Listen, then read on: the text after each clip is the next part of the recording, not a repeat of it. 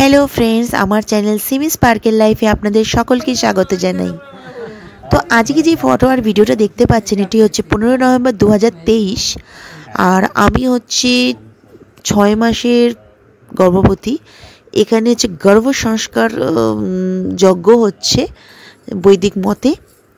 तो ये आचार्य जी आमादेर बाड़ीते एसेछेन आमार एई पुरो गर्भ संस्कार यज्ञटी उनी सम्पन्न करबेन बोले। तो सकाल सकाल आमी रेडी हये शाड़ी परे माने शरीर तो ये समय प्राय 6-7 मास माने प्रेगनेंसि और ये समय शरीर भीषण भारी तारपरेও होच्छे कोनो रकमे सकाल बेला रेडी हये शाड़ी परे बसे पड़ेछि यज्ञे। और एखाने मा दिदी पापेलगुलो किन्तु प्रेजेंट रयेछे।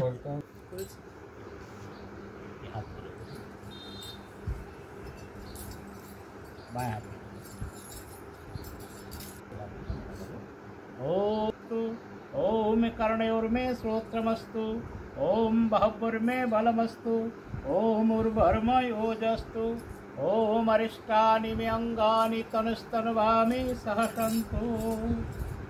परमात्मार काছে प्रार्थना করলাম हे ईश्वर জলের নাম দিবেন, তাই জল তিনবার পান করি। জলকে ঔষধি বলা হয়, এই সত্যি একটা মেডিসিন। জল পূর্ণ একটা ঔষধি। এই জলকে প্রাতঃকাল পান করলে জলে যারা শরীরের আন্তরিক শিক্ষিতাও হয় এবং আমাদের পেট आचार्य जी आमादेरके अनेक किछुई गर्भ संस्कार सम्पर्के बोझाच्छिलेन। और एबार यज्ञते आमरा यज्ञ माने शुरू करेछि। ओम बुद्धस्वागने प्रतिजागृहे त्वमिष्टापूरते सम्यस्विजेथामयं च अस्मिन्नत्सदस्ते अद्भुतवरस्मिन् विश्वे देवा यजमानस्य सीदत। तस्मा पशुभिर्ब्रह्मवर्चसेनान्नादीन समेधयों स्वाहा इदमग्ने जातवेदसे मम ओम अयंत इदम आत्मा जातवेदस्ते नेधस्व पशुभिर्ब्रह्मवर्चसेनान्नादीन समेधयों स्वाहा इदमग्ने जातवेदसे मम सवित्रा सजोरुषरात्रेन्द्रवत्या जुषाणुः अग्निर्वेतु स्वाहा ओम भूरग्नये प्राणाय स्वाहा। दिदी गुलु किन्तु यज्ञे शामिल हयेछिलो। माओ पेछने चेयारे माने सोफाय बसे किन्तु यज्ञे शामिल हयेछे।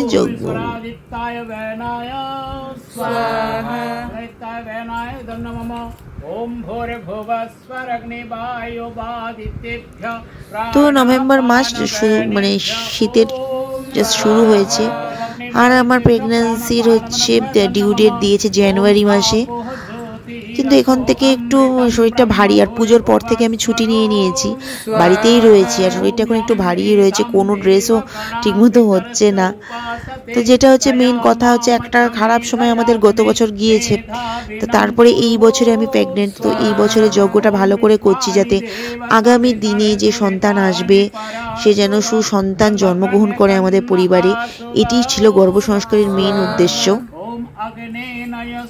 আমার শ্বশুর মশাই হরিয়ানা থেকে আমাদেরকে ডেট দেখে বলে দিয়েছিলেন যে এই ডেটে কিন্তু মানে সংস্কারটা করতে হবে, কারণ 6 মাস মানে বৈদিক হিসাবে 6 মাসে সংস্কারটা করতে হয়। তো আমার 6 মাস পেরিয়ে যাচ্ছিল, তো এই ডেটেই তাই জন্য তাড়াহুড়ো করেই যজ্ঞটা করা হলো। আমরা আমাদের সামর্থ্যমতো বিশ্বের কল্যাণ করতে পারি না, যজ্ঞের মাধ্যমে বিশ্বের কল্যাণ।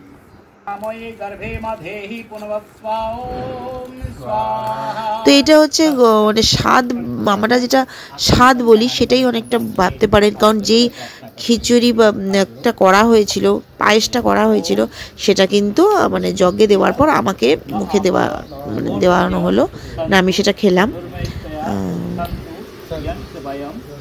এখানে একটু নিয়মটা অন্যরকম, স্বামী হচ্ছে খাইয়ে দেয় স্বাদ।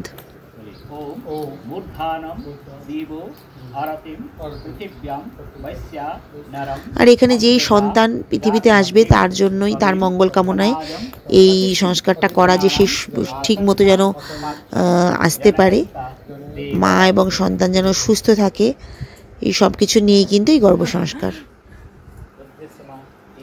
তো আমি তো নিচে বসতে পারছিলাম না বলে আমাকে একটা টুল দেওয়া হয়েছিল, আর ওই উঁচুতে টুলের উপরেই আমি বসেছিলাম। তোমার ভাবনা, তোমার চিন্তা, তোমার ভোজন সব কিছু অধিক সম্পর্ক। এবারে একটু মাঝে খাবার খাওয়া যাবে, হ্যাঁ